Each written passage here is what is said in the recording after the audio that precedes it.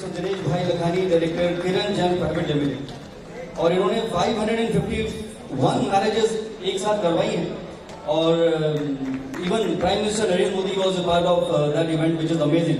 तो किरण भाई, before you begin, मैं आपसे एक सवाल करना चाहता हूँ। तो ये आपने जो 551 लोगों को एक साथ फंसाया है, तो ये किसी रिवेंज के तहत, मतलब आपको शादी के बाद एहसास हुआ कि मुझे भी अब बदला लेना चाहिए?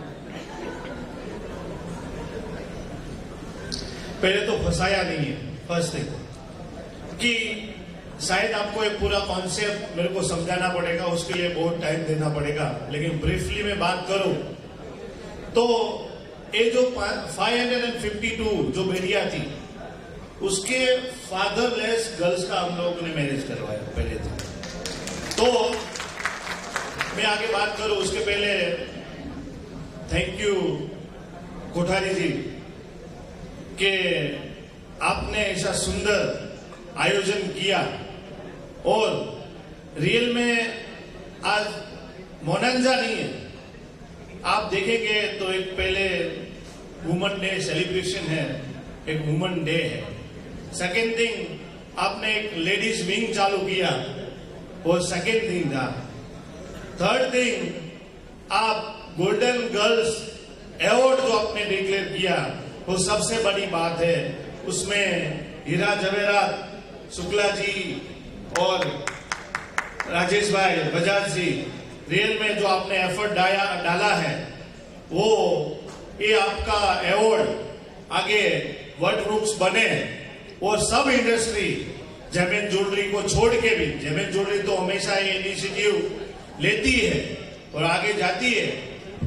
तो मेरा ऐसा सोच है कि ऐसी सब कोई इंडस्ट्री वुमन एम्पायर को और ऐसा गोल्डन गर्ल्स अवार्ड को आगे बढ़ाए, तो सब इंडस्ट्री में उसका अवेयरनेस आवे और वो आगे न आगे बढ़ते रहे, ऐसी हमारी शुभकामना है। और आज जो पूजा जी ने जो समझाया, जो बोला, रियल में एज ए मैन हम लोग को इतना पावर नहीं रहता है, हम लोग नर्वस हो जाते हैं काफी टाइम, लेकिन एज ए वुमन जो आपने समझाया, तो उसमें हम लोग को ऐसा लगता है कि अगर आप ऐसे कर सकते हो तो हमको और भी करना चाहिए। आज वुमन डे पे मैं बोल रहा हूँ, वुमन मैन से लेवल में ही है, और मैं आगे और वुमन की बात करूं तो मैन से भी आगे।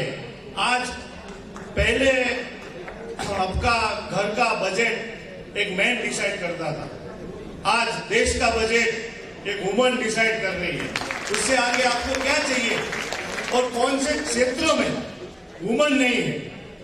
आप नौसेना ले लो, क्रिकेट ले लो, इवन ये मोदी जी की गवर्नमेंट में एक राष्ट्रपति जी वुमन है।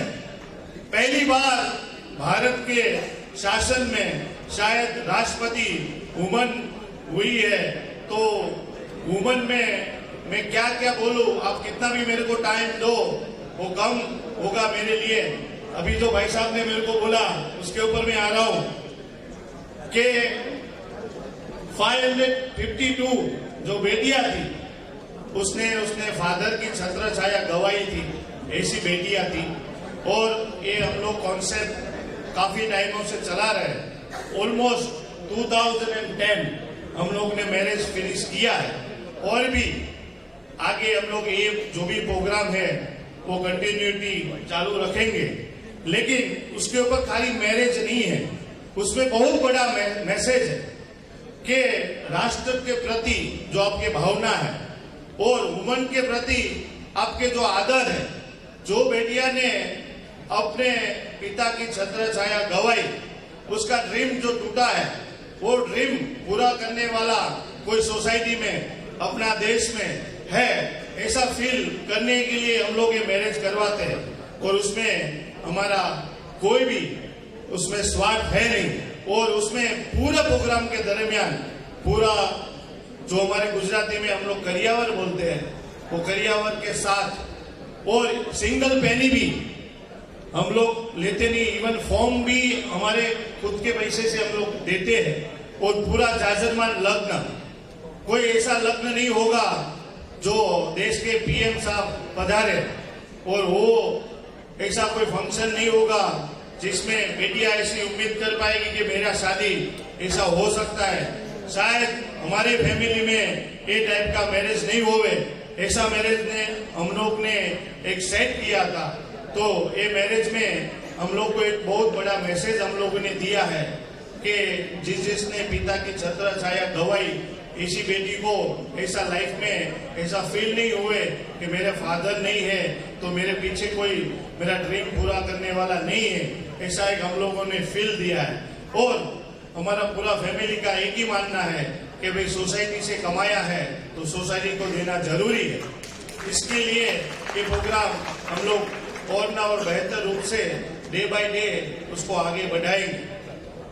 और उससे मैं ज्यादा नहीं बोलूँ आज, लेकिन आपको मैं नेक्स्ट टाइम वो लाइवली मैरिज दिखाऊंगा तो आपको भी पता चलेगा कि कौन से टाइप का उधर आयोजन होता है। तो रियल में आप भी अपने जिधर जाएंगे ऐसे मैसेज समाज को, इंडस्ट्री को और देश को मिले, ऐसा मेरा उम्मीद है आपसे। 100%. Ladies and gentlemen, let's give Dinesh bhai a big round of applause. Thank you.